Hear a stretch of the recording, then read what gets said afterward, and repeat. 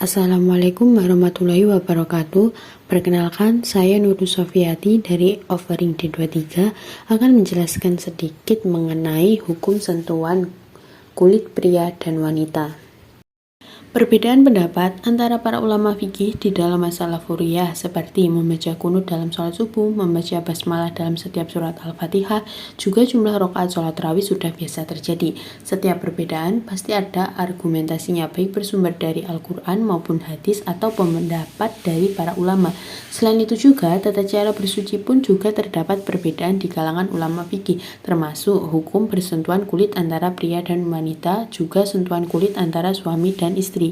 Dalam kajian fikih terdapat 4 mazhab fikih yang terkemuka. Mereka adalah Imam Abu Hanifah, Imam Malik, Imam Asy-Syafi'i, dan Ahmad ibnu Hanbal. Yang pertama, mazhab Abu Hanifah.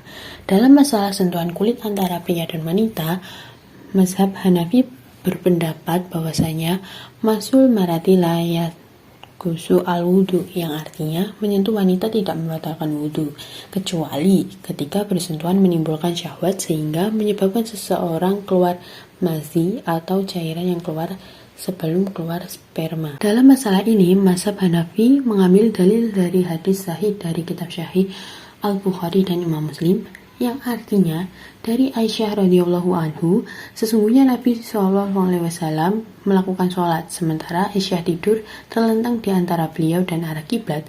Apabila Nabi SAW hendak sujud, beliau geser kaki Aisyah. Hadis riwayat Bukhari dan Muslim.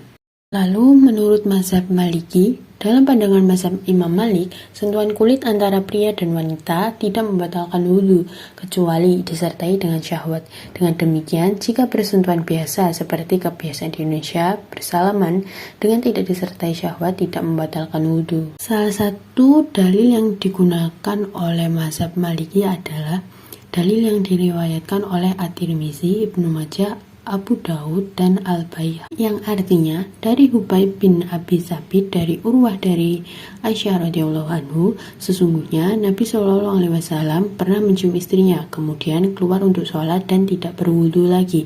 Hadis riwayat At-Tirmizi, Ibnu Majah, Abu Daud, dan Al-Baihaqi. Lalu yang ketiga adalah mazhab Imam Al-Syafi'i. Dalam masalah ini, Imam Syafi'i paling moderat atau jalan tengah. Mazhab Syafi'i berpendapat bahwa sentuhan kulit antara laki-laki dan perempuan jika dengan yang bukan mahramnya atau ajnabiyah maka membatalkan wudhu, sedangkan sesama mahram maka tidak membatalkan wudhu. Mahram itu sendiri adalah orang yang tidak boleh dinikahi karena hubungan darah, misalnya antara adik dan kakak kandung. Dalam masalah ini, mazhab Syafi'i menggunakan dalil hadis sahih yang diriwayatkan oleh Imam Malik dan Imam Al-Baihaqi dengan sanad yang sahih, yang artinya dari Ibnu Syihab dari Salim bin Abdullah bin Ibnu Umar dari Umar bin Al-Khattab radhiyallahu anhu berkata, mencium istri dan menyentuhnya termasuk mulamasah. Siapa yang mencium istrinya atau menyentuhnya dengan tangannya, maka wajib baginya wudhu. Hadis riwayat Malik dalam Al-Muwatta dan Imam Baihaqi. Sanad hadis ini paling syahih. Mazhab Syafi'i berpendapat bahwa sentuhan kulit suami istri membatalkan wudhu, karena pada hakikatnya suami istri itu adalah orang lain, sehingga menjadi batal ketika bersentuhan kulit, sebagaimana hadis siapa yang mencium istrinya atau menyentuhnya dengan tangannya maka wajib baginya wudhu.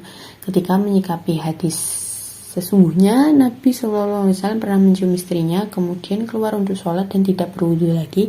Hadis riwayat At-Tirmizi. Imam Nawawi berpendapat bahwa Rasulullah SAW pernah mencium istrinya Aisyah, namun saat itu Aisyah radhiyallahu anhu memakai cadar, sehingga kulit Rasulullah SAW tidak bersentuhan langsung dengan kulit istrinya. Lalu yang terakhir adalah mazhab Hanbali. Dalam masalah sentuhan kulit pria dan wanita, mazhab Hanbali berpendapat jika disertai dengan syahwat maka membatalkan wudhu, sedangkan jika tidak disertai syahwat tidak membatalkan wudhu. Hadis atau dalil yang digunakan oleh mazhab Hanbali adalah riwayat Imam Bukhari dan Imam Muslim, yang artinya dari Aisyah radhiyallahu anhu, sesungguhnya Nabi SAW melakukan sholat, sementara Aisyah tidur di antara beliau dan arah kiblat. Apabila Nabi SAW hendak sujud, beliau geser kaki Aisyah. Hadis riwayat Bukhari dan Muslim. Sekian yang dapat saya sampaikan. Apabila ada kurang lebihnya, saya mohon maaf. Terima kasih. Wassalamualaikum warahmatullahi wabarakatuh.